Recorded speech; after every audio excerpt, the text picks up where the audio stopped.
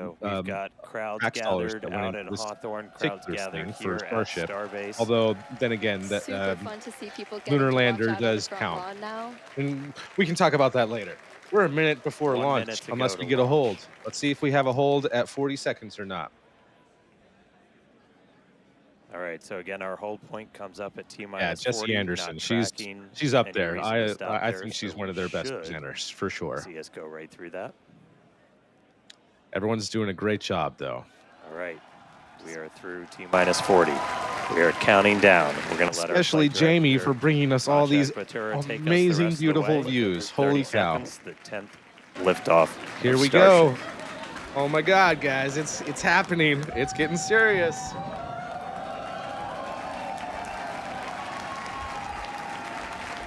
T minus 15. All right, we ready? T minus 10. 9. 8. 7. 6. 5. 4. 3. 2. 1. Go!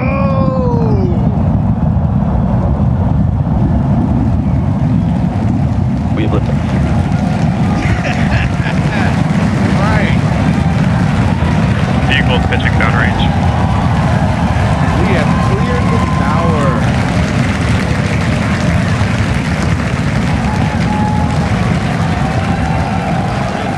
Nice. Booster chamber pressure nominal. Nice. Well done.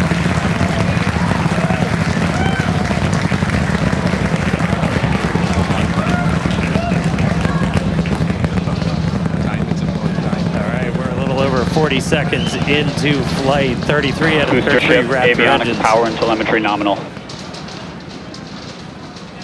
Getting good call outs, healthy systems on the booster as it starts to pitch over the Gulf. Otherwise, things are looking good so far.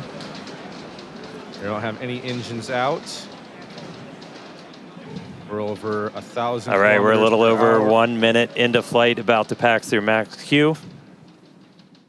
Max Q. Nice. All right. All right, so we are through the period of maximum dynamic pressure, max stress on the vehicle as it continues to fly. Our next major event is going to be hot staging, which is happening in just over 90 seconds from now. To get ready, the booster will shut down all but 3 of its Raptor engines. The clamps holding the 2 stages together will release, and the Starship second stage ignites its engines. The ship then separates from the Super Heavy booster and heads to space. At the same time, the 3 engines still firing on Super Heavy will flip the booster around. 10 more engines will ignite for the boost back burn, putting the first stage on the path for splashdown in the Gulf. As we mentioned earlier, the hot stage will be jettisoned for this flight, and that should occur just after the boost back burn. So we're about to shut down the first stage and perform hot staging. So let's just watch and listen. For a second. Never mind. All right. Things are going well. This is good. This is great, actually. Coming up on stage separation. And we'll see how things go with the ship.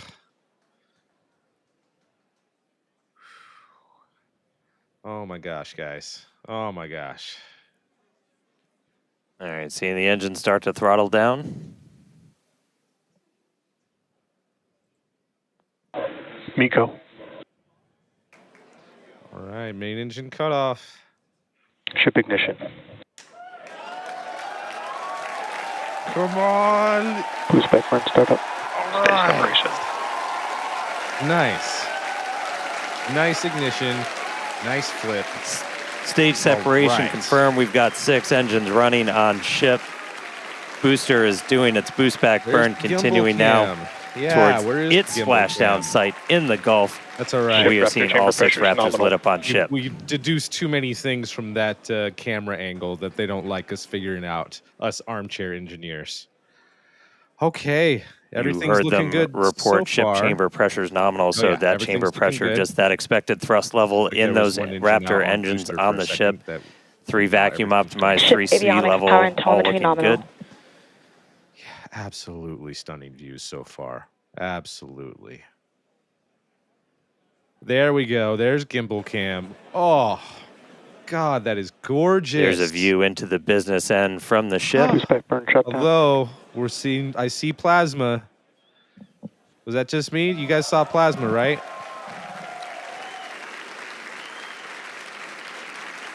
All right, so at this point, we finished our boost back burn, so that was shut down. So that's the the first of the 2 burns after a launch that the booster is going to do today. So now it's headed towards the Gulf.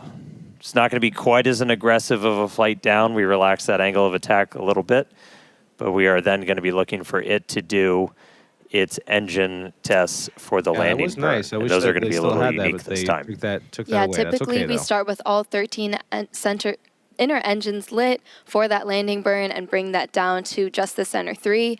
But one of our test objectives for today is to simulate what an engine out situation would look like. So we're going to be intentionally turning off one of those center 3 and instead lighting one of the engines from the middle 10 ring.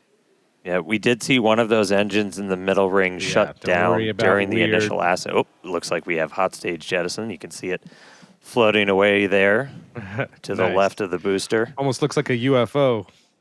Yeah, we did see one of those middle engines shut down during the ascent. Again, we are resilient to engine out on Super Starship Heavy. flying That's why we're able to get through our ascent. Are they not going to show? Starship flying on the expected They path. might not show the engine. There's still a chance that engine could be back in the mix for the very start of the landing burn. So we'll see if we light up all They're 13. still showing the But telemetry on the left. we've even done a landing burn at the tower with and an the engine telemetry out. for So the ship on the very right-hand resilient. corner. We'll see how it does on its way down to the Gulf, though. Everything's looking good so far. All right, so we got a couple of minutes. That landing burn start should be just about 40 seconds away. Man, these have been gorgeous views. That's always rad. You can see the, and hard to see, see but the you can boost see a bit plume of itself that, in all the that background as it heating was in coming between in. the engines on the booster there. Crazy. All right, about 20 seconds to landing burn. All right, will it make it all the way to splashdown, or will it explode? All right, purposeful engine out. All right, here we go. Landing burn startup. Looks like we got 12 look of at those that. 13. There's the compensation. Down to 3, including one in the middle ring. This is working, guys. This is really working. Down to 2. Nice little hover. And landing burn shutdown. Nice. And They made it into all the way to Gulf. Here we come.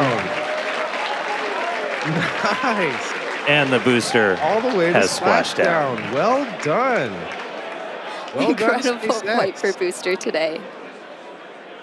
And things are still looking real Meanwhile, good for back ship. in space, Meanwhile, back about in 7 space. minutes into today's flight, ship continuing its ascent burn.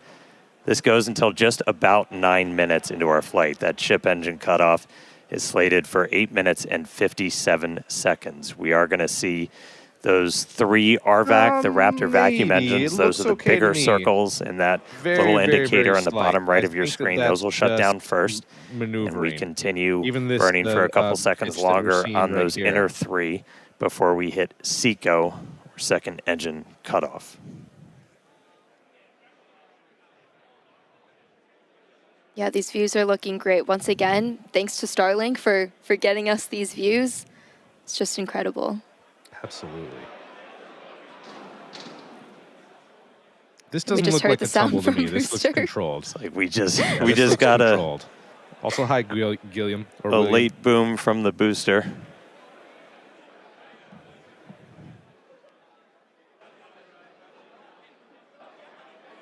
Me too. Best graphics. Yeah, we have ship Revolutionized engine the cutoff industry. coming up here Thank you, just Jamie. shortly. And as we mentioned, today's flight test is not an orbital flight, but rather one that demonstrates Nice catch by the Starship's Gulf of orbital America. Yep. capability. Starship on terminal guidance. All right, entering the final phase of this burn. Under 30 seconds to go.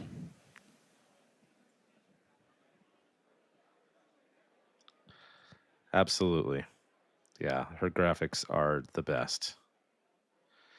I would agree. This seems pretty close to flawless so far. I don't like All right, that shut plasma. down the vacuum Oh, engines. oh. Okay. No, we're good. We're good. I see a little wobble on E5 there, but otherwise we Ship look engine good. cutoff. We shut down those center 3. Successful ship engine cutoff. Oh, wait, what was that? Nothing, but just a vent. We're Seco, venting, baby. There though. we go. That's what we want. Nominal orbit insertion. Okay. All right, we just heard the call out for nominal orbital insertion. Did you just say orbital insertion? Are y'all in orbit right now? You're at 152 All right, kilometers. so ship is in space. Nice. Okay, this is just There the we go. flap rotating. We're seeing the flap starting to move into a stowed position. That's why it looks like your camera's moving. 26,000 Yeah, exciting to see kilometers per hour. Starship safely in space, 154. and super pumped to see all the team's hard work in action here today. And of course, as guaranteed, it's been an exciting day so far. We successfly lifted off right on time at 6:30 p.m. Central Time. Thankfully, our weather was looking good today. Yeah, and Nice. booster, we had our soft splashdown in the Gulf, so ship continues on. Ooh, I Yeah, didn't ship notice able that, to Matt complete Miller. I'll its take a look ascent back burn later. all the way in. You can see some of the shadows start to creep as it's going to be eventually flying into an orbital nighttime. So we'll see some daylight start to go away. But ship is in orbit, completed its burn. And I mean, that's just the beginning. Now we've got a whole bunch more to go. So we've got some exciting demonstrations Ship planned STS is while safe. we're on orbit. So that right there, we just saved the FTS, the flight termination system. That's that automatic flight safety system we have on the vehicle. So that is now turned off while ship starts its coast period. We are coming up, our next milestone is going to be the deployment of those Starlink simulators. We've got some payload inside of Starship that we're hoping to deploy into space for the very first time. That deploy is supposed to start at about 18 minutes and 27 seconds into the flight, so just about 7 minutes from now. That deploy will take place over a couple of minutes. It'll go about one satellite a minute, so we'll be spread out over that. It might get a little dark, but we've got a couple of views that we can show you to see that deploy in action. After that, we're also looking to do a relight of a single Raptor engine while we are in space. We've done this once before. This is not necessary to deorbit, as we are in a suborbital trajectory. That's all right. But this is essentially a chance to test out what we need to be able to do a deorbit burn. So we'll be doing that a little bit later in the flight, about 37 minutes or so into the flight. And then we get into reentry. We're looking to get that light show and, more importantly, get that really critical data about the ship's heat shield. Yeah, exactly. At about T plus 45 minutes, we'll be heading for reentry. Again, running those experiments with the tiles. We're going to be doing missing tiles, metallic tiles, and also intentionally loading those vehicles' flaps. Hopefully, we'll also see a splashdown in the Indian Ocean today. Yeah, we were able to get to a reentry last time, but we didn't have full if you're referring to the ones on the upper portion of that flap, I believe that some of those might be the special materials, possibly even the actively cooled ones. Not 100% sure. Definitely experimental, though. Not sure what that was. Hopefully that was just a piece of ice that we just saw spread apart. This is still a lot of venting. This is still a lot of venting. Do this in That's okay, though. Some That's okay, though. intentionally scary places on the vehicle, because we're really looking, are there spots that were vulnerable to this before we ever start moving towards putting ship into a full orbital mission to then do reentries a little bit later on. So really critical to get that data. Really looking forward to a controlled reentry. Yeah, for sure. As we always say, our main payload is data. But today we also have some actual payload on board, and those simulators that Starship will be deploying, we'll see coming up here in just a few minutes. These are dummy satellites that are about the same size as our This is an V3 even better Starlinks. view than last time. We have 8 in the Starship PEZ dispenser and expect to deploy at a rate of about 1 per minute, as Dan mentioned earlier. Starlink is critical in all of our flights on Starship to get our main payload data, as we always say. And in fact, it's Starlink that's currently providing these views you see as Starship cruises a couple hundred kilometers above our home planet and provides real-time telemetry through every phase of flight. Yeah, we took a peek inside of the Starship payload bay there for a second. So there's 8 of them. They kind of look just big steel plates, essentially. They're roughly the same size as those V3 satellites. When we do get that view inside of the payload bay, the payload door will kind of be on your right, and we'll start to see them go out like a Pez dispenser. Yeah, here's a look inside. So those right Yeah, down no there in the center, snowflakes they're moving kind of 2 inside. stacks of Good. 4 Last on time we either saw side, quite a and then the bit payload of door is debris just to floating their around. right. There's a little And so piece we'll that look to just see flew that by. open, and then Just those one is satellites a start to lot go. better We than the vent the nose hundreds, cone, so so we looks like essentially things are bring it going down okay, to vacuum which means before that we lower open the tanks door. beneath That was one are of the doing things we fine, ran and the into on upper the last tanks flight, above this camera as when are we had also that doing fuel fine. diffuser fail, the pressure in the nose cone became basically too high for the actuator of the door to open. So that's why we weren't able to get the door open that time. We have not seen anything like that on this flight. Everything's looking good with our fuel tank and our fuel press system. So we are hopefully just a couple of minutes away from Ooh, seeing what's that that? payload door open and getting to our Yikes. first ever payload. It's not the first payload Looks we've ever cool. carried, but That's weird, it's the first though. one we're going to try and shoot off into space. It's the ghost of Starship's past. Did you see that? Did you see that? Or is that just me? All right, so I think we're Space supposed to open the ghosts payload door in from just coast to about coast. a minute Oh my and god. change. And you're seeing a little bit of residual gas. And we opened the door once. I want to say it was back on flight 3 when we were able to make it up This into is such space. a And crazy you'll kind of sight. see a It's lot of still that just gas floating rushing around out there. into the This looks vacuum of so space as the eerie. residual that's Where left is over Scooby-Doo? after we've already vented it down. Oh my So kind of gosh. a cool light show. And then we'll get ready to deploy those This is payloads awesome, out. though. Oh man, come on, Ship 37. Do it for the ghost of your other brothers who've all exploded, or sisters. Ships are female, so sisters. And Oh my as god. we mentioned, so we have crossed over now at this point into an orbital nighttime. So views from the outside will get pretty dark. But Yeah, looks to me we'll like the see what door we can is see. We below the do this. camera, We do this by design. so We've been you launching see these those later in the shoot day here towards in the Texas to camera try and instead get of daytime up views when we and splash out. down. So it's What it looks daytime like over to in the me, Indian because Ocean, I'm not where seeing we are the currently headed. connections on the upper Just a side in the few center of the seconds screen until we to expect the those door. payload doors to open. It looks like it's all below this camera and just out of view. All right, one more time. Open the pod bay doors, Hal. Oh, the space ghost got sucked out. Uh-oh, more space ghosts are getting sucked out. All right, the door is at least cracked. Is it opening? Can't tell because we don't get a good view from this angle. Y'all saw that though, right? Yeah, we're kind of watching it ad hoc. So we are currently in payload deploy prep. Crazy.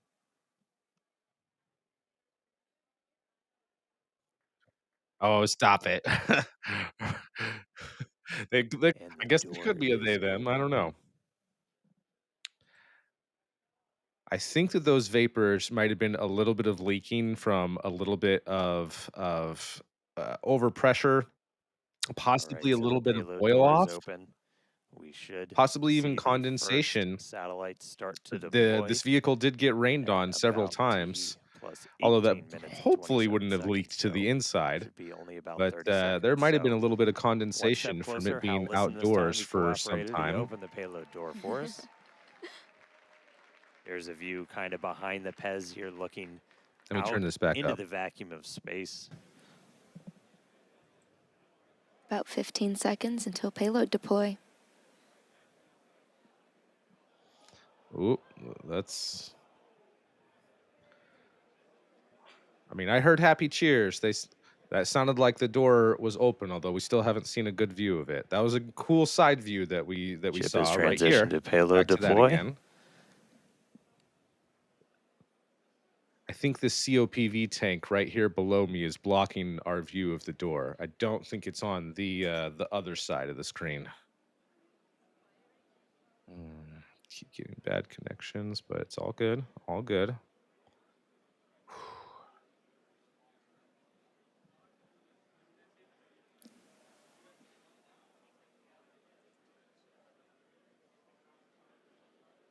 Oh, wait. I think I finally saw where the door was. It was on the right-hand side, and here we go. There we go. It's working, guys. Look at that chain on the left-hand side there.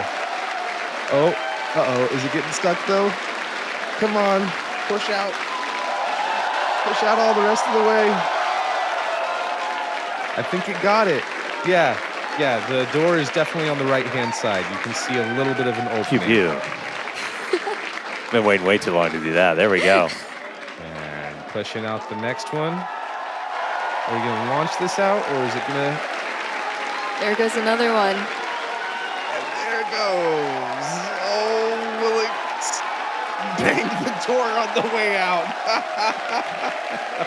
That's all right. It was just a slab of metal. Didn't have a gyroscope or anything. Super exciting moment as you can hear the energy in both Hawthorne and Starbase.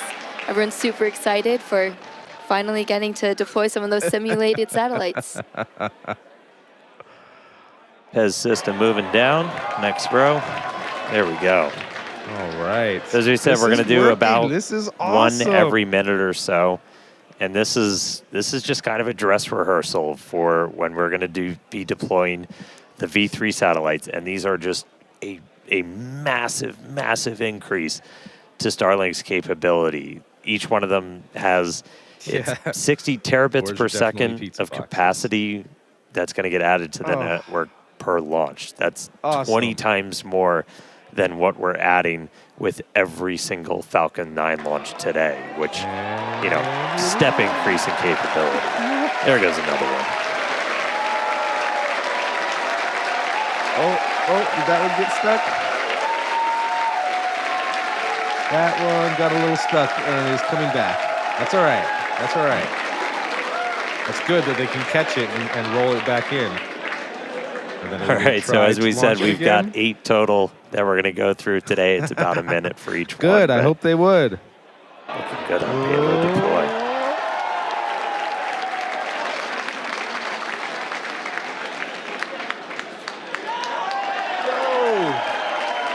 Go, you little slab of metal.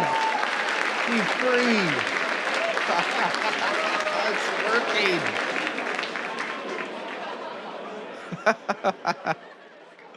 Oh my gosh. Hal opened the pod bay door and it's freaking working.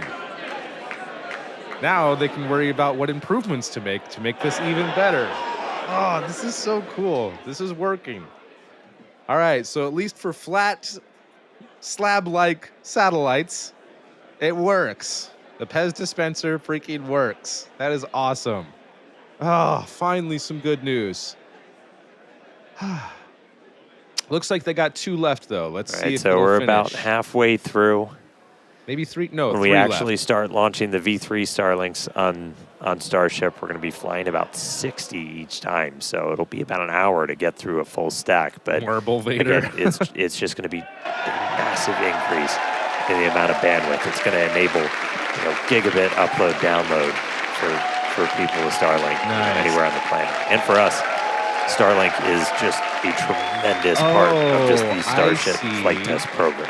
Yeah, absolutely. Always getting us that data. You're right, JTTV. And those previous times, it's not getting stuck. There's amazing 2 views we stacked have on top the vehicle of each other. Today.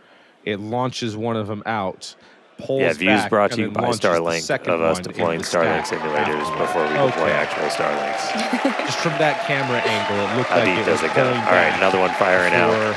Pushing out. Nice.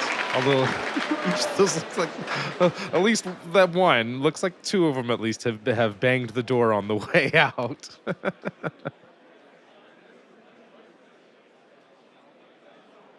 Yeah, almost sounds like people on a roller coaster going up and down through the loops. Whoa! Whoa. Pez looking smooth today. Melanie Tremont is calling for a vote, changing the name from Pez dispenser to pizza cooker. Let's see if here. Let me see if I can create a poll. YouTube has been super weird all day.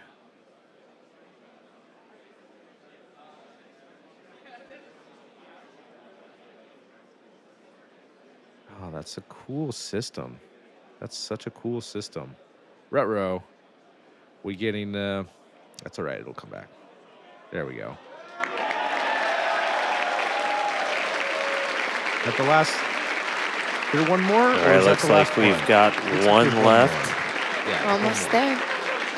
Oh, no, not quite. See, that one didn't work. They're pulling it back. Yeah, there you go. One No, never remaining. mind. So No 7 trick of of the the 8 eye. have been It's such a weird deployed. One angle. more to It's hard. go. Man. And then we will have completed our first ever payload deploy operation. Just a reminder, we're on a suborbital trajectory. These satellites on that exact same suborbital trajectory are going to burn up entirely and are on that same trajectory towards the Indian Ocean. So the last one has been deployed. Awesome. Starlink simulator payload complete. Heck yeah, everybody. Heck yeah. Loving the energy from Starbase and Hawthorne.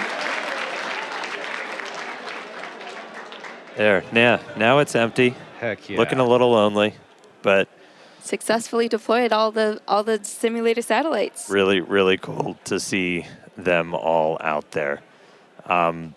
Again, people that have followed know All right, y'all. Starlink's really critical in chat. for the Vote for Starship program, your in addition favorite. to getting You all prefer those Pez views back to dispenser the or cameras pizza on cooker? Starship. Which this is an external view, as I said.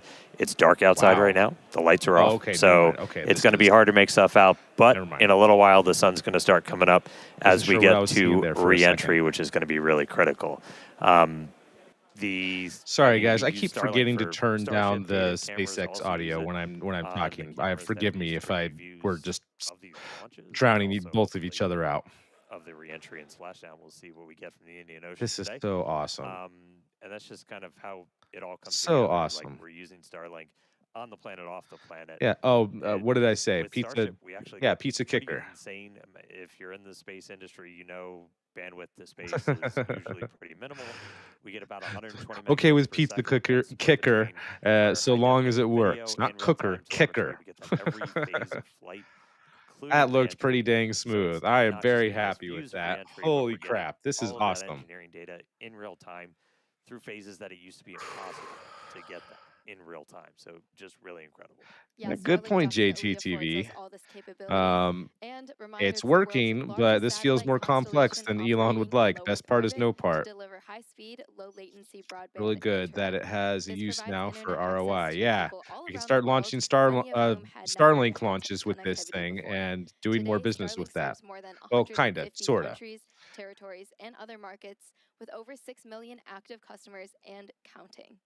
To meet the growing global demand for high-speed internet, SpaceX expanded its factory in Bastrop, Texas. That angle and just also introduced Starlink didn't Mini, look as clear well as to an me upgraded on that. version That makes a of the lot of Starlink sense, Uncle standard tier. BS. All right, now with payload deploy complete, pew pew pew, Starship I believe is now so. going to close its payload bay door and continue to coast towards Earth, around Earth, towards the Indian Ocean. Sorry, Well, I mean, I think there was just that we are in tension on space, both people. sides, Still a lot of major events to come, turning though. like We are a looking to relight one of those bicycle Raptor chain. engines at about 37 minutes, 33 seconds into the flight, Let me followed turn by it back into atmospheric this. entry, hell of a light show, and splashdown. So we're going to go on a quick break, take a quick coast, sit back, enjoy the views. A little bit dark now, but they'll get better soon. A couple of space jams. We'll be back in just a few minutes for that Raptor relight and then re-entry. See you soon. All right.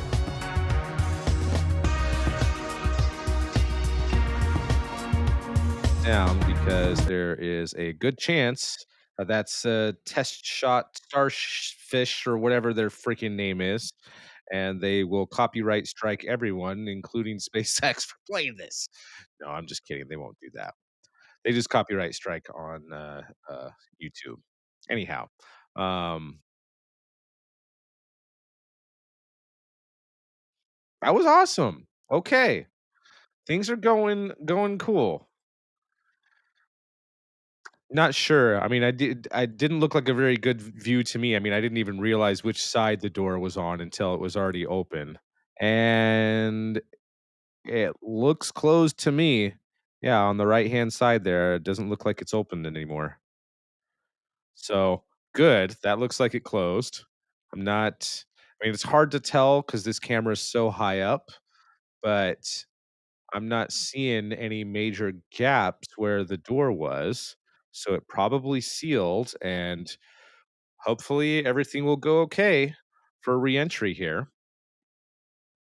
Although, hang on a second. When is if unless there was a delay because things did start a little bit later than their schedule, but if things are still on track, they're going to do the Raptor in space relight demo. Should just be of one engine at T plus 37 minutes and 48 seconds. As you can see, we are at 29 minutes and 50 seconds. So about 7 minutes to go until we do the in-flight relight of the Raptor engine. And that's going to be an important test to know for future flights if they are able to do multiple. I mean, they're going to need to do multiple relights for complicated missions like lunar and Martian missions, but even just regular old low Earth orbit missions, they're going to need that capability to do the reentry burn to re-enter the atmosphere, trim their orbits if they're trying to keep a particular apogee and perigee, or in the future if they're launching like a transporter mission with multiple payloads, um, going into different orbits depending on where they're launching those satellites from. So, big, very important test. And they've kind of done this before, but this is it's still new data with this being the version 2 of Starship. After that, it'll be another 10 minutes later after that where they'll begin the reentry process. And that should last for quite a while.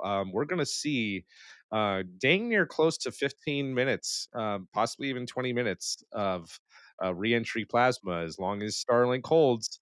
And we keep getting all of these awesome live views, which, God, what a time to be alive.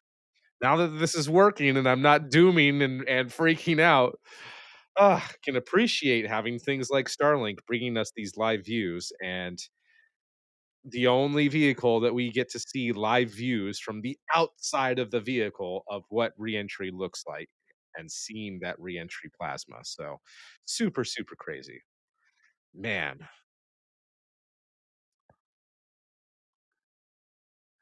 catch up to your guys' comments here.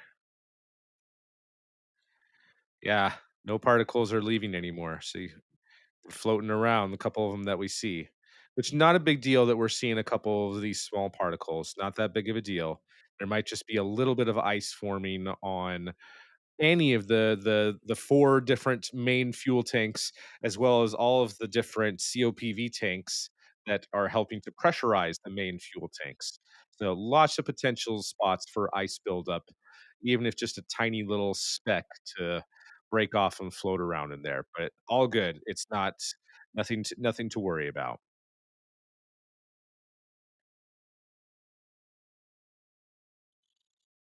Yeah, you figuring out where these cameras are from the views?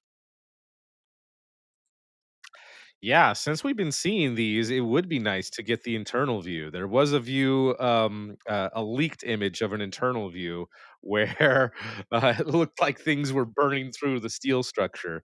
So it makes me wonder if we'll see that again. Hopefully not, because we have a controlled reentry and everything is going well with the heat shields, even the experimental ones. Why not circular Starlink satellites to maximize payload volume, anyone? Ah, you might be making too much sense with that one there. Um, honestly, probably right now it's the easiest for the factory. Don't forget about what it takes to manufacture these things. Probably a lot easier in their gigafactories to manufacture them in this form, this rectangular form, than anything else. It kind of made sense, although why not do a circular form for regular Starlinks that can launch on Falcon? the same sort of thing. And in the payload fairing of Falcon, you don't have extra fuel tanks like we saw in those internal views just a moment ago.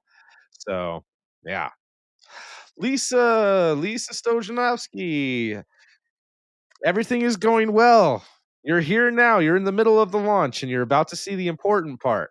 We got to see them launch out the dummy Starlinks.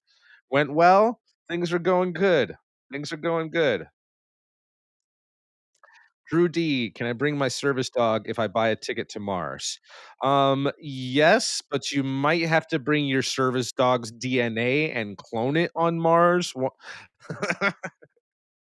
once those facilities are up and running. Circular satellite wafer would need too big of a slit. For Starship, absolutely. I mean, you'd have to open up a lot of a much wider area. So, I think for now, this makes sense. However, Electron is going to be launching something called DiskSat, which is exactly what you're thinking in your head. Round circular satellite, but thin and flat like a Starlink, and launching multiple of them on the same launch. I believe that they're going to have at least a dozen, it might even be as up to 20 on a future Electron launch, I think happening early next year. And it's for the Aerospace Corp. I'm actually hearing for the first time that this company that gets $1 billion a year in tax dollars actually building something. It's weird. They're a whole weird thing to me. Anyway, that's a different tangent for another day. But yeah, Lisa, good to see you here. Flight's going well. Stick around and you'll see the most important part in a couple of minutes on reentry, which should be beginning in about 2 minutes here if they stick to their schedule. That should be no, not reentry. That's not happening in 2 minutes. We're about 12 minutes away from reentry starting. We're 2 minutes away from the Raptor in-flight relight.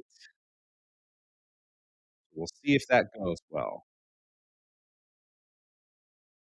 A lot less particles this time. Relight should be happening at 37 minutes and 48 seconds. As you can see, we're at 36 minutes and 19 seconds right now.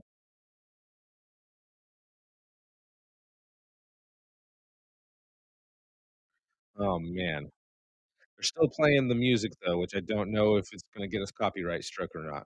And it's finally going down, so I'm going to turn back their audio and tune into what they have to say. By the way, I love All this right, eerie welcome shot. back, everybody. If you're just joining us, Starship just successfully deployed its first ever payload. We got 8 of those Starlink simulators out, and now we are expecting the relight of a single Raptor engine. That should be coming up in just a little under a minute. We're going to be lighting just one of those Raptor sea levels in the middle there. This is not a deorbit burn. It's a demonstration of what we'll have to do for there was deorbit no burns. booster catch attempt. They We've did a done this once splashdown in the before. ocean. This is something we're really going to have to do when we're doing orbital missions. So it's a pretty critical test. We are just a couple seconds away. Yeah, absolutely. More data per pixel. I also like how it's showing us where it currently is. Sorry, we're about 20 right now, seconds away. flying over, So we got a little bit more time. So Africa. we are going to see one of those Raptor engines light back up. We are Any through the second deorbit now. demo gate, so we should be seeing it momentarily. 3, 2, 1, ignition. Relight demo startup Oh, and shutdown. oh.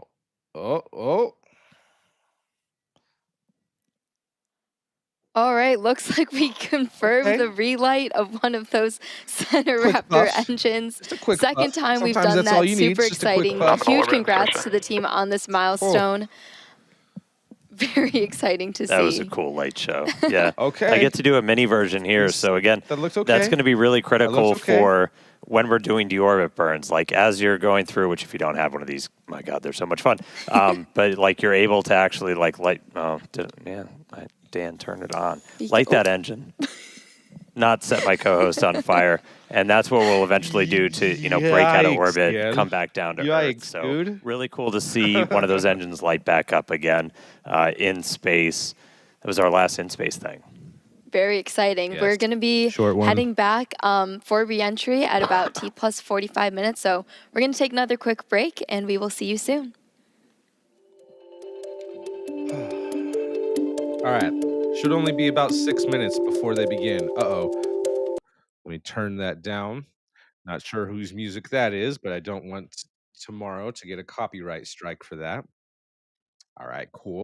Still giving internal views, which means that Jamie is going to get this view amongst all the many other views that she has access to during reentry. Whether or not they'll show it to us is another story. We will find out in about 5 minutes and 30 seconds if they're at where I believe they are, which looks like they're just about passing past Africa. I love that they have that little graphic there and also the orientation of the vehicle. We'll see that do a major flip if we get all the way through reentry and doing the landing burn before splashdown. Nice, another good shot.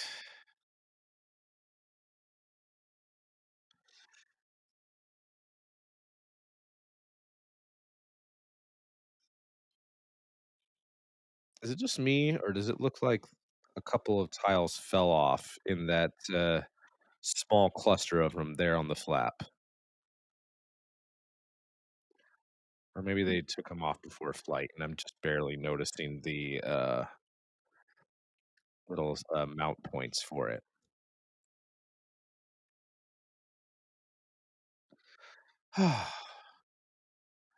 Gosh, I am so freaking happy that things are going well so far. This is already going a lot better than last flight. What a relief. What a relief. This is awesome. And now, if we can get the rest of the way, still just a small test in the grand scheme of things, but this all needed to go well. And this is going well so far. This is great. Had some beautiful views.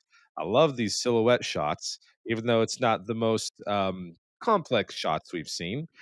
I don't know. There's something eerie about seeing those engine bells in their silhouette shots right there. Oh, oh,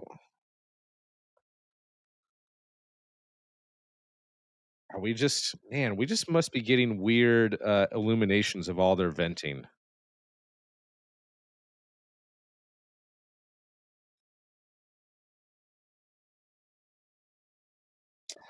You guys are talking about the last shot that we saw. I am not sure what that was. Hopefully, it won't be a problem though. Sorry, there was no booster catch on this mission. They, Elan Lift, they did a splashdown in the ocean of booster, and were intentionally doing a uh, high angle of attack, but not as high as the last flight on Flight 9, just to test, different failure modes of how much G forces and pressure during reentry that the booster can withstand. And it made it all the way to did its landing burn as intended and splashed down in the ocean and then exploded. But, did everything that it needed to do, and the fact that it made it that far means that even this version of the booster, which there's only one, two more, I believe, before we get to version 3 or block 3, whatever name they want to call it, before we see the next upgraded version of the Super Heavy booster. This current version has uh, has done really well.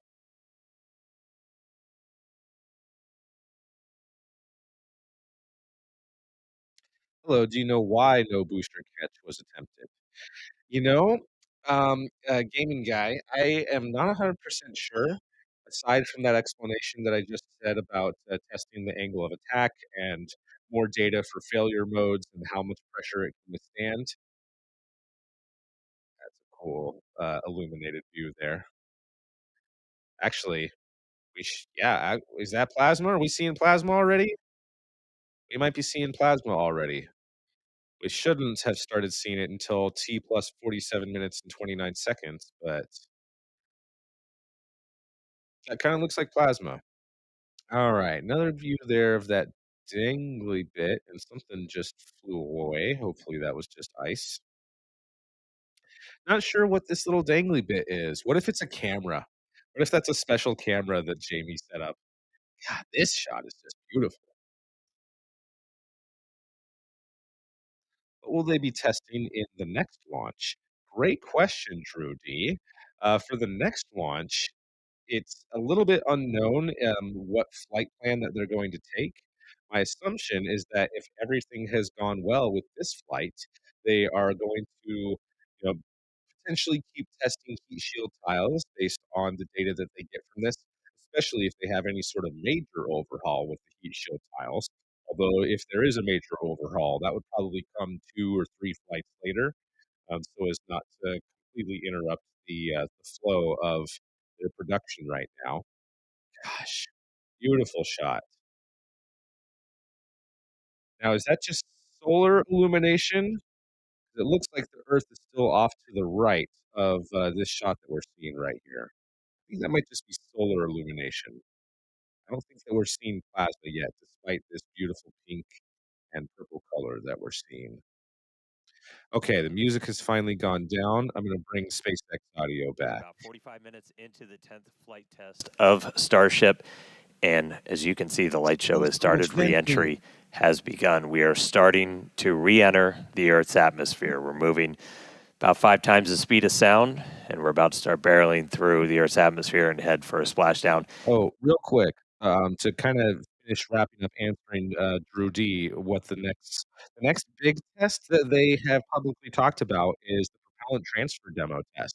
So launching the target Starship and launching the chaser Starship and docking them in orbit. However, I think that they should be doing a orbital test flight first, wouldn't you? So we'll see.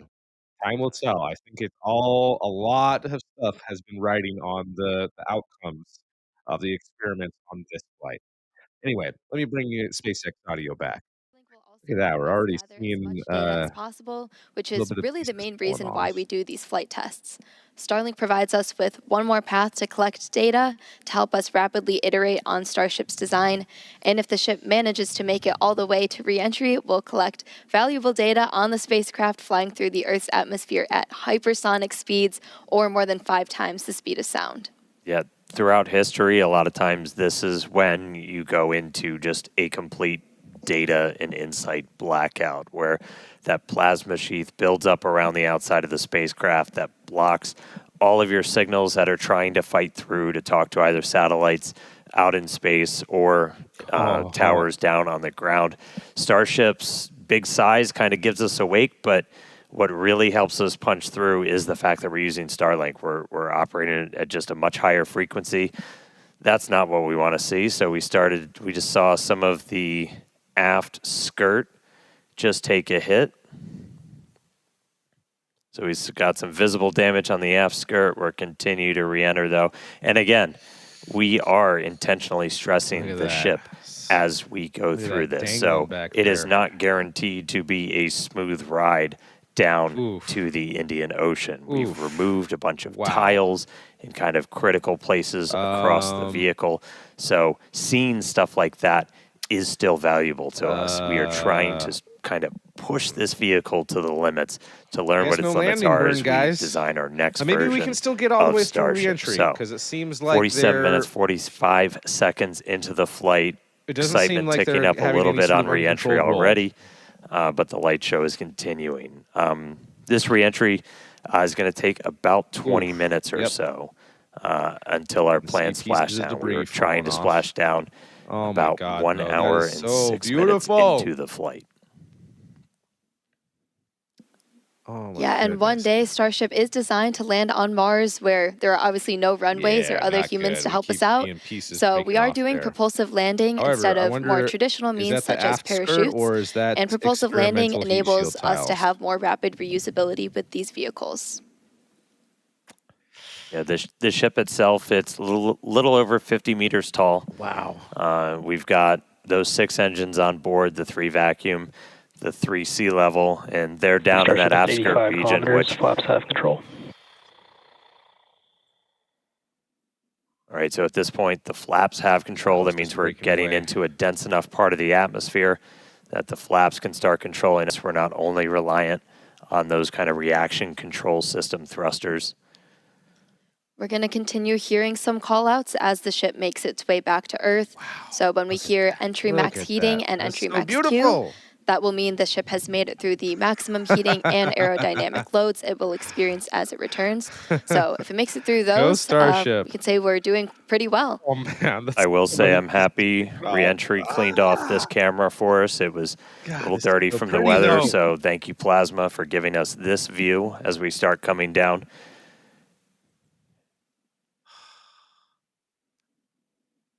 Wow. The hit we saw to the skirt, definitely interesting. I will note, when we started doing these missing tile tests, we were intentionally removing them only in the skirt, as that's, you know, that's not over your fuel tanks or anything else that's kind of structurally critical for keeping the entire vehicle together. That obviously exposes your engines. So that could do some things for our landing burn. But for now, we are obviously continuing with this reentry. We are committed. Indian Ocean, here we come. 50 minutes since launch. We're going to see those colors start to build up a little bit. We are at the point where we're in dense enough atmosphere that the flaps have control. Absolutely beautiful. We're still going so about 74 kilometers in altitude. Accurate, which I believe it is. To a degree. And you were starting to see some sunlight, so we intentionally time these launches right now so we have daylight. The sun should actually come up over the horizon on Starship in about 3 minutes. So as we get a little bit further into this reentry, that inky black below you is going to start to look like clouds and hopefully a bright blue ocean as we make our way down onto the other side of the planet. Wow. Oh, look at that. We got a little bit of flippy flappy back there. And that is not. We've got these cameras. These cameras are really cool. We added these several flights ago, looking directly at the flaps. Oh my God! As not just the heat shield, but these flaps, how they're able to control the vehicle, withstand that reentry, the seal locations, so kind of where they connect to the ship itself, are some of the most critical. That is a crazy little flap that we are seeing there. We're kind of being mean to the Starship same little bit that we saw in the dangly bit going through. And kind of poke on what some of its weak points are. I mean, we even have missing tiles over some of those fuel tank sections of the ship itself. My bad. And so we're really trying to see what are our limits. We're doing this over a completely empty area over the Earth.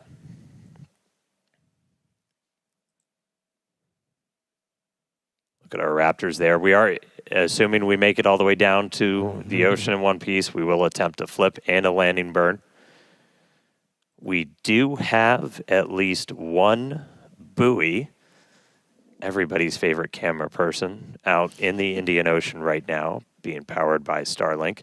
So that's at our planned landing location. So if we're able to get any live views of the ship, that'll essentially tell you that we nailed our target.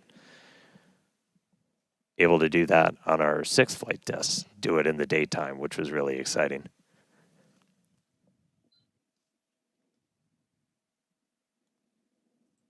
Awesome. Well, this is going great. That's such a crazy, beautiful shot right there. It looks like the engine is working in reverse. So we're about 10 minutes until we're probably going to start. Doesn't it look like it's sucking in stuff? That looks so crazy. Yep, in about 10 minutes, like Dan said, Starship will be transonic. This purple to yellow. Be a period of flight where the velocities of this airflow is so crazy. surrounding and flowing past the vehicle are concurrently below, at, and above the speed of sound, so somewhere in the range of Mach 0.8 to 1.2. For reference, commercial jets have a range of cruising speeds, but most of them fly at speeds between Mach 0.74 and Mach 0.85, so that's 480 to 575 miles per hour or 770 to 930 kilometers per hour. Sorry about that, guys. Subsonic, that just means you're slower than the speed of sound. We're still well in excess of that right now. But by the time we hit subsonic, we're essentially belly flopping down. There we go. There's that sunlight.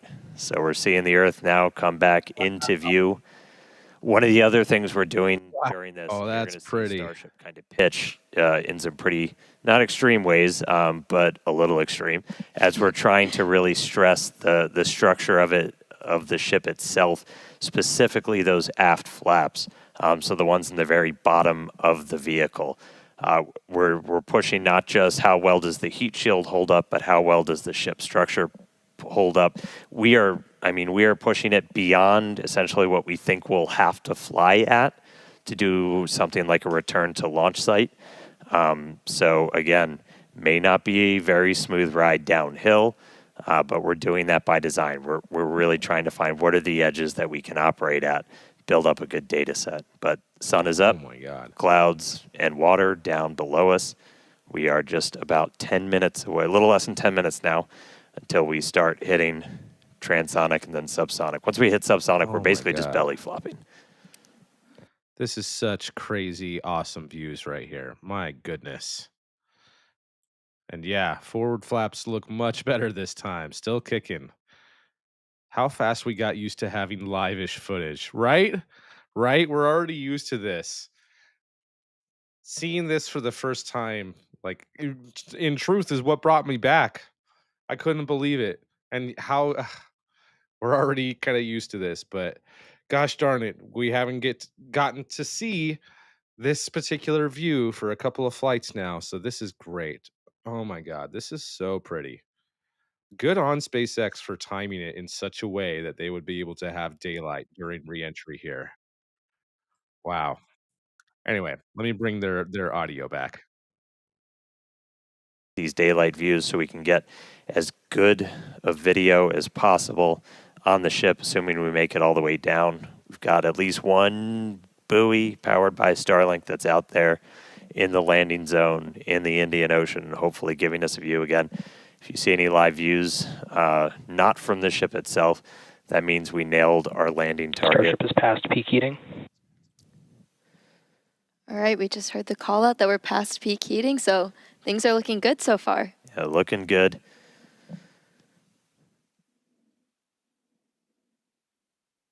And at this point, again, the flaps are controlling. So this movement you're seeing is that forward flap moving to try and just maintain control, maintain attitude of the vehicle as we're coming down.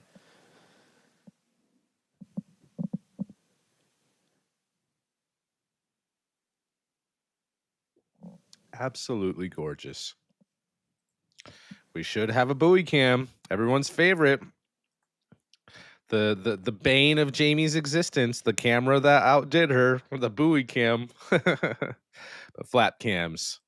I'm all about these flap cams. These are incredible shots. Each and Checking every in on one of our flaps. We got one of these cameras on all four of the flaps, two in the front, two in the back, giving us oh my God, really look good close-up that. views. As we obviously don't have a camera that can see the entire heat shield. These give us kind of the best that we can do.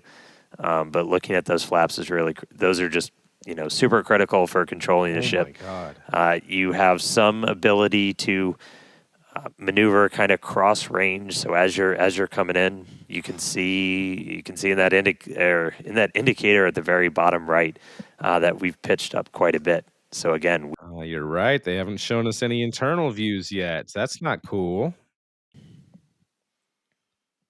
Looks like we got a little bit of burn through the very bottom part of it. That's all right. Everything's it's a little still looking flap good. Could. Ship maintaining control. God, that is so beautiful. Man. We should be just about 5 minutes away until we hear that we're transonic. Guys, this might be the best views that we've gotten yet of this. This is so crazy. Oh my God. Everything is worth it. Everything has been worth it. Wow. Little bit of burn through. Yeah, not bad. Little flap that could, still in one piece for the most part. Might have a couple of bruises and scrapes, but it's all in one piece and working.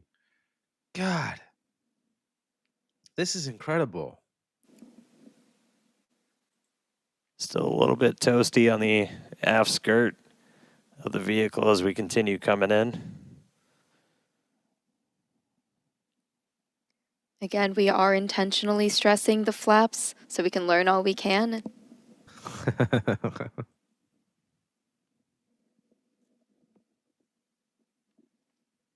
All right, so now we're already well past peak heating.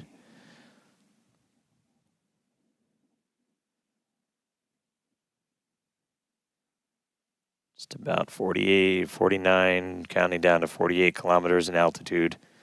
Expecting that transonic to come, so transitioning between the speed of sound and subsonic slower than the speed of sound in just a little under 4 minutes from now. And right now, we've got kind of a lot of forward momentum, a lot of forward velocity. And then eventually, by the time we hit subsonic. Look at that glowing on the flap from this now that it's starting to cool down a bit. My God, this is so crazy and so beautiful. My goodness. This is meant to test the extremes for the vehicle. This is so crazy.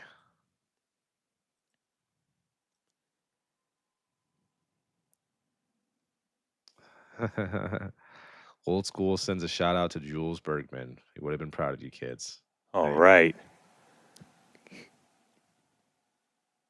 See those flaps swinging out? I believe so. Again, we Yeah, are I believe there is a little bit. putting ship through the ringer on this flight in. Oh, man. Still working good, though. Still doing its job.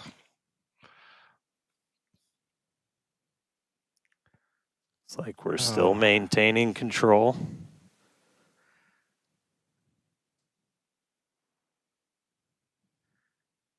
It should be only about another 6 minutes of this, guys. I can feel the feet from here. That flap was toasty. This is great, though. I think this is the least amount Flaps of earning their interruptions. paycheck today, getting through kind of that max. Definitely the least amount of interruptions with Starlink. Yeah, this whale is swimming in the air.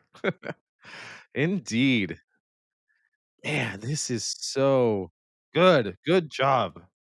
Good job to everyone at SpaceX. Holy crap. Flight 6 was The to little flap that could again. change the tile line a little bit. So Man. kind of scaled back the number of tiles significantly as When we go to catch these ships, you don't want to, I think as Elon said, you don't want to shuck the ship as you catch it and knock all those tiles off. So we knew we were going to have to kind of peel back that layer a little bit. And the first time we did it was on Flight 6, and we saw kind of wrinkling and dimples almost in the ship as we were creating these hot spots in the uneven parts of the heat shield. And so we, to kind of address that, we smoothed it out. That's why you've got kind of that nice smoothed out black line now on the ship. And just looking at it, we can see kind of a little bit of hot spot, a little bit of warping almost. Near the payload door, you can see a little bit of colored patina up above it, but we don't see those kind of deep, almost, they almost look like gouges on that. So it looks like that's been pretty successful. So, all right, we are less than a minute away from hitting transonic.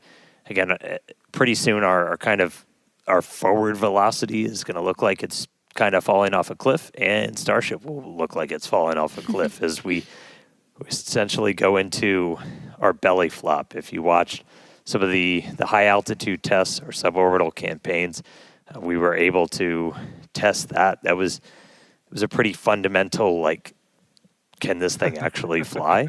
And we were able to prove that out with that suborbital campaign.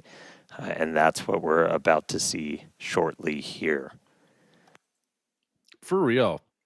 Speed is dropping super quickly, especially for them being still so high up. Still at 26 kilometers? Man, like you are just coasting. If you were inside of this thing, it would be a pretty comfortable ride. And did I miss it? What was the max G's that you guys? I never mind. I missed it. But yeah, really curious what the max G's were during reentry on this. This is just coasting. This is gonna be, oh my gosh. We are under 1,000 kilometers per hour and still at 20 kilometers up. This is going to take forever to get down. This is great. Was it? It was 2.7, 2.8-ish? Okay, I was gonna say 2.3, but then I didn't think that was right. As shown. My bad, I keep having to go back and forth in the editor and click on stuff, so I missed it. This is great. Farewell, space.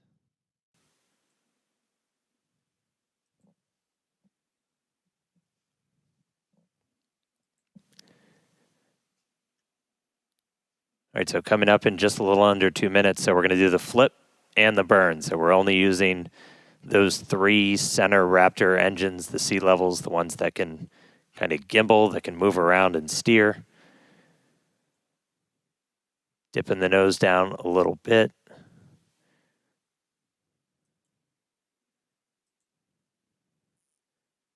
These views are absolutely wild. This is crazy. And look at its 2 of our orientation engines chilled in. in the little 3D model. I mean, it's flying right now. This is an airplane flying right now, or rather gliding. It's a glider right now. Holy gosh, this is a nice, cozy, breezy re-entry. Holy cow. Even with those little dangly bits flapping around. Man, this is so, like, this is nice and easy. Gosh, this is so beautiful.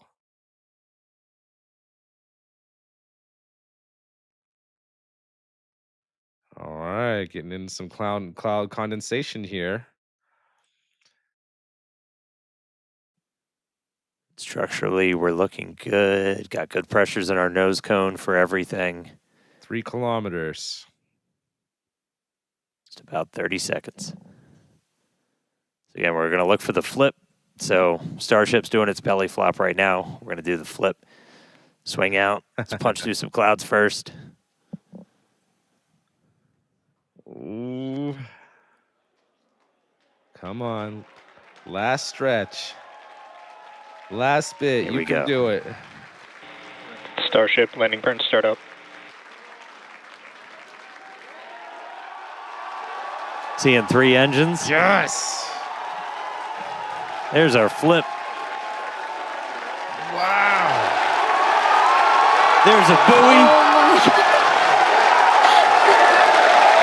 There's a splashdown.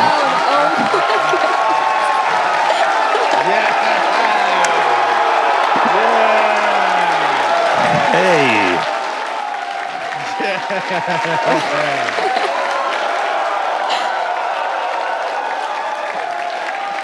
Oh, man. Yeah. Farewell, Ship 37.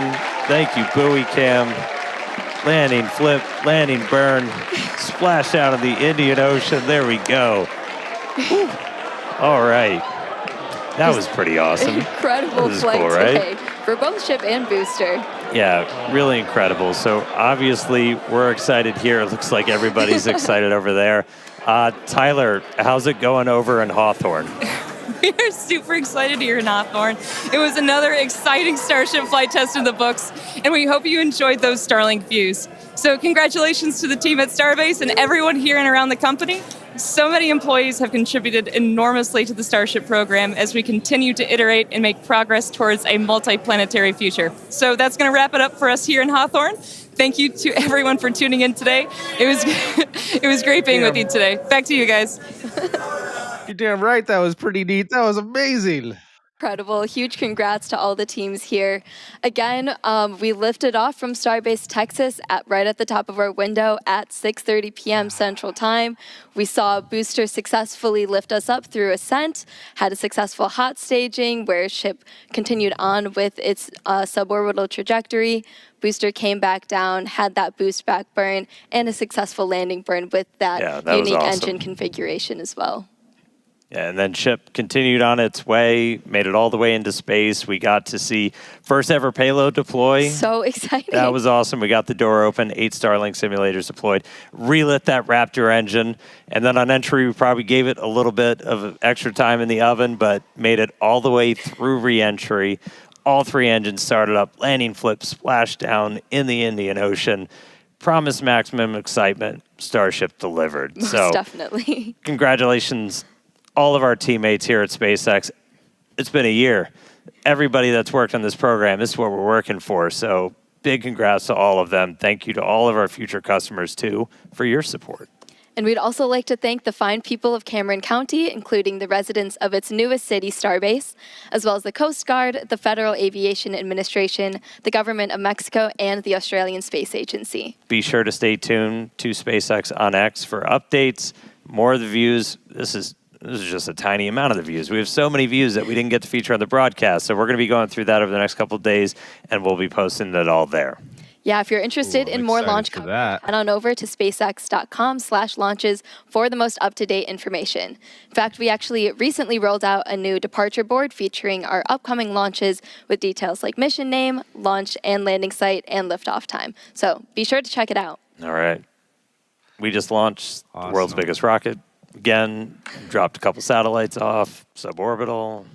Incredible payload deploy for today. Nailed that double header into the ocean, splashdown, time to go through the data. Really crazy cool to hit all those objectives today. Yeah, huge shout out to all the teams who make this look easy. And thanks to all of you for tuning in, and we will see you back here for Flight 11. Good night.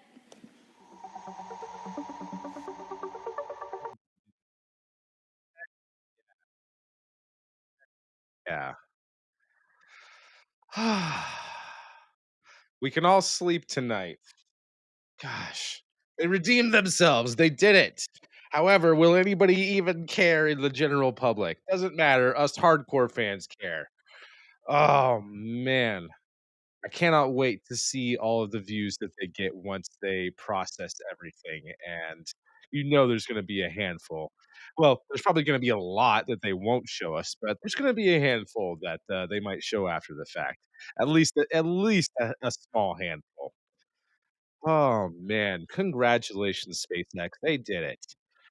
A lot of good objectives to improve the quality of this rocket and make it reliable. And I'm sure they received a huge wealth of data from that. Everything seemed to go well. It might have been a few minor hiccups here and there. I am perfectly okay with us having the minor inconvenience of having the two scrubs to get to this point. And we can finally look forward to their next big tests. And as was brought up earlier, what are those next tests going to be? Could be the propellant transfer test. I think it's probably going to be an orbital test flight. They might have a handful more suborbital tests like this just to push the vehicle a little bit further. And they probably are, especially since the next 1 to 2 vehicle combinations are Block 2 before they roll out the evolution of Block 3, utilizing Raptor 3 engines and a whole bunch of other upgrades to the entire vehicle. So, man, that was awesome. That was awesome. Thank you for sticking with me, guys, and being here. I know there's a bunch of other people doing a bunch of other streams. I know some of you are concurrently watching those other streams right now. I definitely couldn't be doing that right now. So I might go back because I've seen a couple comments where someone at the very least said to check out Ryan's commentary during the booster splashdown, not of ship, but of booster in the middle of the flight. So I'll go back and check that out.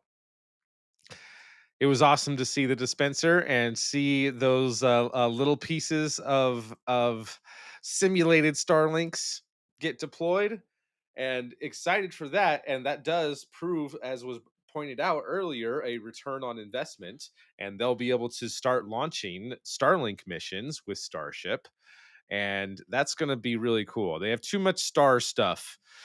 Starlink mission from launching on a Starship from Starbase. Made from Star Factory. Too much star stuff.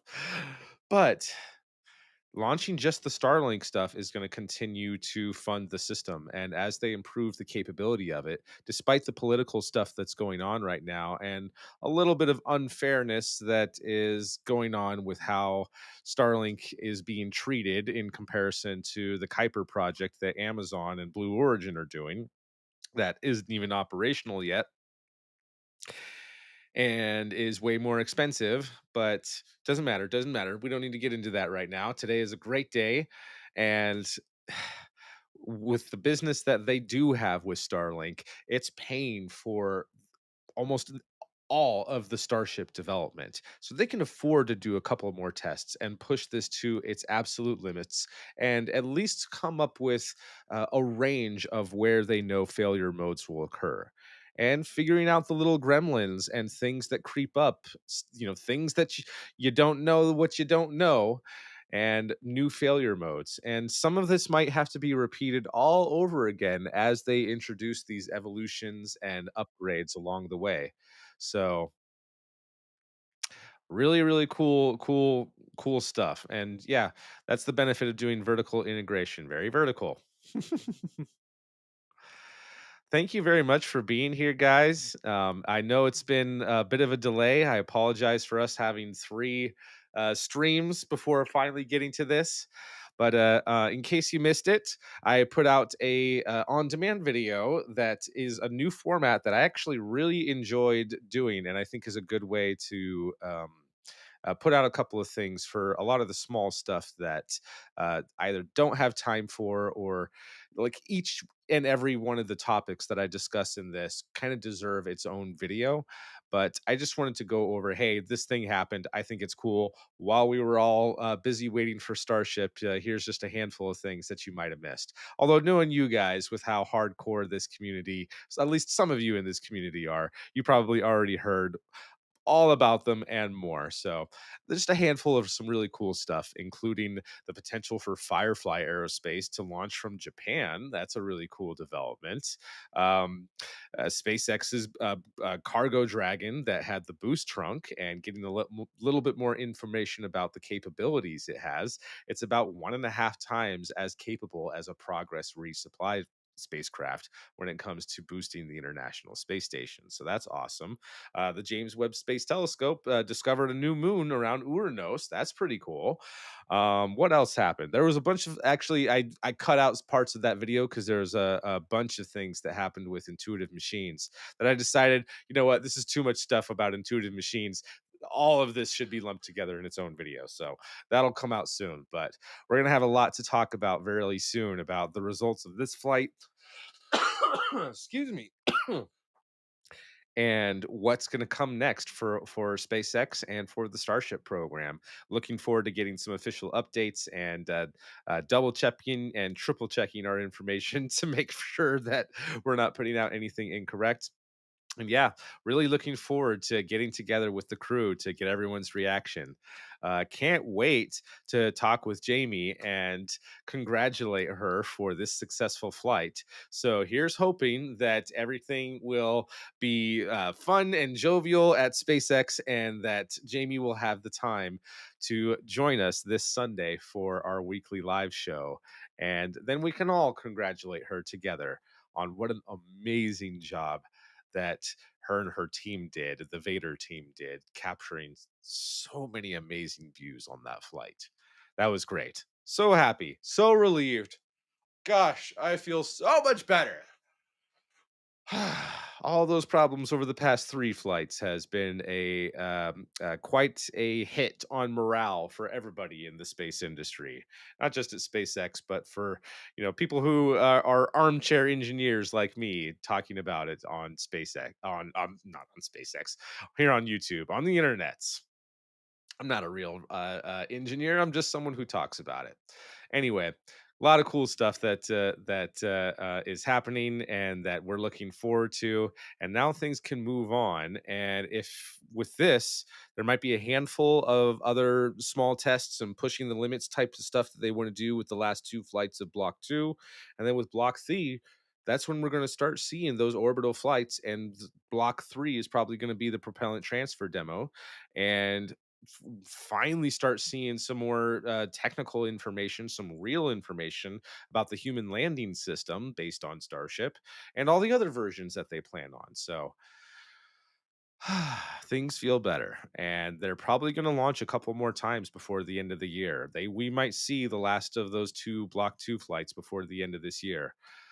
because it's only the end of August right now. They could definitely turn around and do at least one a month. We could see another in October and another in November, or maybe space that out a little bit more. But in any case, we'll definitely see one more flight before the end of the year. And then next year, 2026, is going to be crazy for the Starship program.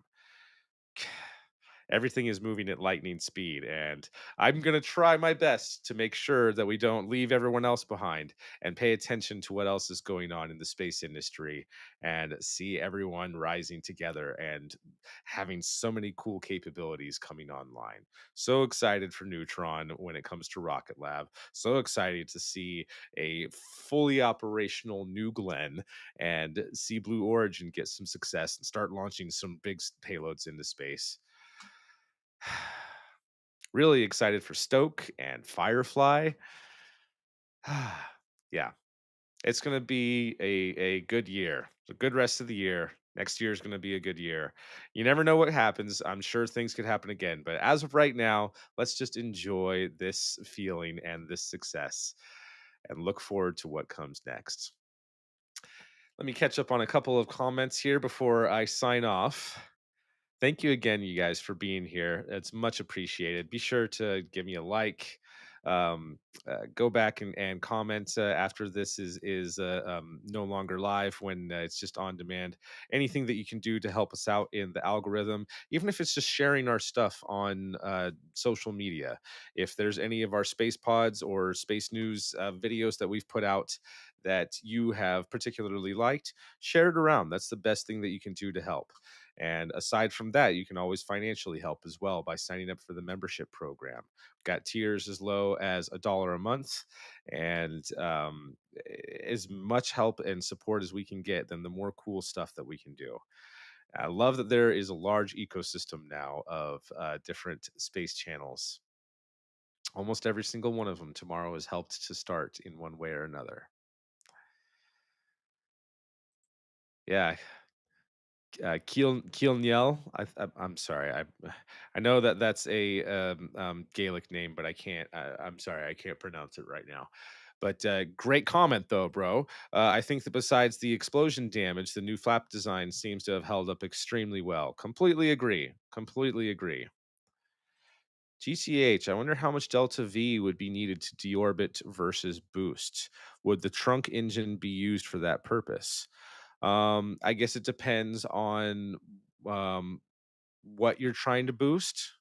And if you're not boosting anything, if you're just boosting yourself, if you're boosting the Dragon capsule itself to a higher orbit, I've seen rumors around about adding around 200 meters per second to the overall capability of the Dragon capsule in terms of how much orbital maneuvers it can do. But I don't think that that number is entirely accurate yet. And now that I've gotten the quote from Gerst of it being 1.5 times as capable as the Progress vehicle, now I'm tracking down all that information. And that's not just the Progress vehicle of everything it can do, that's just 1.5 times as capable as how many reboosts Progress does at the ISS. So, that being said, if they're not doing as of right now, a Progress can do 5 ISS reboosts. They'll usually do about one a month in order to raise it. It's anywhere between 1.5 to 9 meters per second to raise and circularize its orbit again to get it to the level that they want it to be at, and where everyone's calculations are for when they want to do rendezvous. So that happens once a month with Progress vehicles, and they can do it 5 times before they need to conserve whatever remaining propellant that they have for their own deorbit maneuvers. So for those 5 burns to boost the International Space Station, what's 1.5 of that? That's about 8 burns, right? So Gerst is saying that they can do 7 to 8 burns with this boost upgrade of the Dragon capsule at the International Space Station. So, that's where I'm going off of how much capability that this adds. Um, I would love to see even more versions of this. And even just this version would probably be enough to do the Hubble servicing mission. Anyhow, cool stuff. Cool stuff. I love it. Yeah, thank you, David. Much appreciated. JTTV, I still think Starship has a ways to go. That heat shield won't solve itself. True, true. You're right.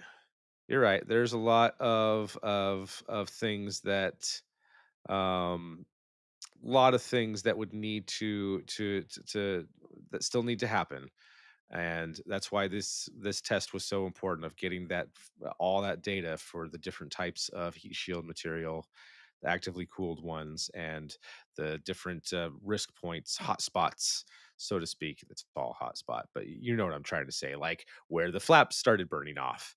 um, that they now can analyze and pour over that data and change things accordingly. So whatever our predictions are right now don't even matter until the engineers at SpaceX have had a chance to actually go over all of that and formulate their plans moving forward. And if they are just going to fly the next couple of ones as is, or if they're going to reconfigure everything and do a major overhaul of the heat shield tile layout. That's a possibility. That is a possibility. No way one could accurately deorbit with that thing. Not to do a full deorbit of ISS, if that's what you mean. Yeah, Tug X versus Tractor X. Yeah, the extra boost trunk is just to do a little bit of tugs, a couple of boosts. They still need the deorbit vehicle to much more capable and powerful version to do a controlled deorbit of the International Space Station. But if we're talking about other vehicles, then things change and things open up a bit. Whole bunch of possibilities pull out. Anyway, they aren't leaving things to solve themselves. That's what these tests are for. Yeah, exactly. So yeah, I think that of course the SpaceX guys will know first once they've had a chance to go over things and interpret that. They're not going to give us any hardcore technical data. You never know, though. I don't know about you, but I've noticed there's a handful of accounts on Twitter or X. Maybe they've always been there, and I've only discovered them over the past year. But it seems like there's a lot of employees at SpaceX, especially folks who, like John Edwards, who is in charge of the Dragon program, um, that are now allowed to, on their own personal accounts, talk a lot more about what they're doing at SpaceX, at least giving us little hints, little nuggets of what they're working on. And if they've always done that over the past 12, 14 years, I've just missed it. I've only been on Twitter since 2011, and I've hated being on Twitter and tried to avoid it as much as possible. Um, but unfortunately nowadays it's kind of the best source if you want the most recent and up to date information in the spaceflight industry. You just have to wade through a lot of other crap to get to it. Anyhow, what was my point? These guys who work at SpaceX with their own personal accounts, and girls too, I didn't mean to gender there, males, females, they thems, all the things, uh just seem to be like they can talk more. And of course, they still have restrictions. Of course, you can't share ITAR stuff, even though Elon might have shared some ITAR restricted stuff the other day. But they're still dropping nuggets and giving us little things, and being a point of contact on the internet aside from Elon and his shit posting, to get some real answers and at least a little bit of technical information about stuff. And so if I just wasn't aware of this over the past 10 years, that's my bad, but I've just noticed it over the past year and more of it, and I'm here for it. I love it. I'm not trying to pester any of these people and get information out of them. That's certainly not the case. But any little bit of extra little nuggets of information that we can get is great. I would love someday to interview some of these people that are the hands that actually built all of these vehicles. That's a huge amount of people. I'm not necessarily saying interview everyone, but to get the true insider story of all these things that we've been following over the past several years. Anyhow,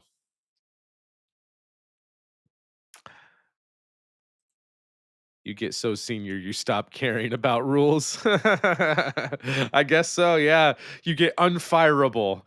Once you get unfireable, then you can be ungovernable. Within reason, anyway. uh,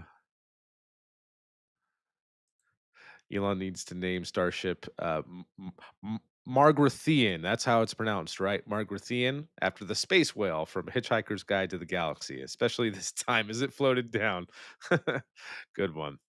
That starships definitely need names. They definitely need names. Once they get to the point where they can um, uh, reuse these things, once they've caught a starship, actually, that might be the next flight.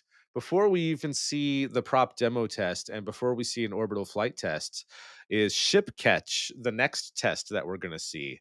An attempt to bring the ship itself back to the launch site and catch it with the tower, or even to do actually, you could do the same thing on an orbital flight test, because otherwise you have to use a lot of fuel in delta V to push all the way back.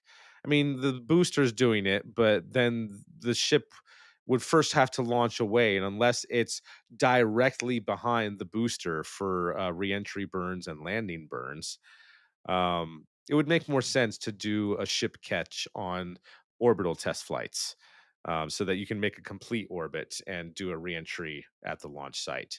Then again, there's a lot more legalities and FAA licenses involved with that, because you'd have to fly over populated areas for part of that reentry. So, unless you do it at a really weird inclination.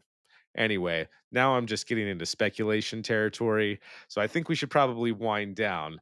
Um, yeah, ship catch needs orbital test. Sorry if all of you, if some of you guys know this already, and I'm just a moron who just figured that out live on camera. But oh man,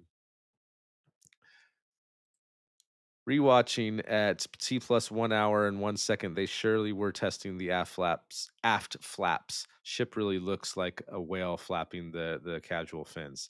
Well, yeah, I am looking forward to catching up on rewatching it and catching up on some of the other reactions that is going on. So yeah, thank you again for watching. Thank you for everyone for being here and for supporting the show, especially for those of you whose names I see over and over again.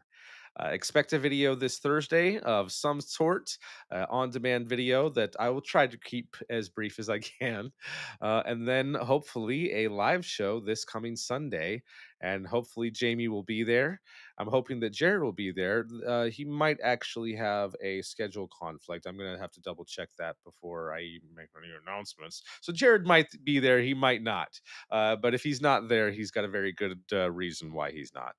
Dutta should be there. I'm not sure about Ryan. Ryan might also be busy with NASA spaceflight, but Ryan might be there as well to discuss the reactions. Although they're probably going to be discussing it nonstop, and by the time he talks to us about it on Sunday, he's probably going to be tired of talking about it. We'll see. In any case, there's going to be a lot to discuss this coming weekend, and I look forward to that discussion with the rest of the TMRO crew and with all of you. So thank you again for watching. I appreciate you all very much. My name is Space Mike. This has been our launch party for Starship Flight 10. And until the next time I see you guys, keep moving onwards and upwards. And don't forget, Ad Astra, to the stars.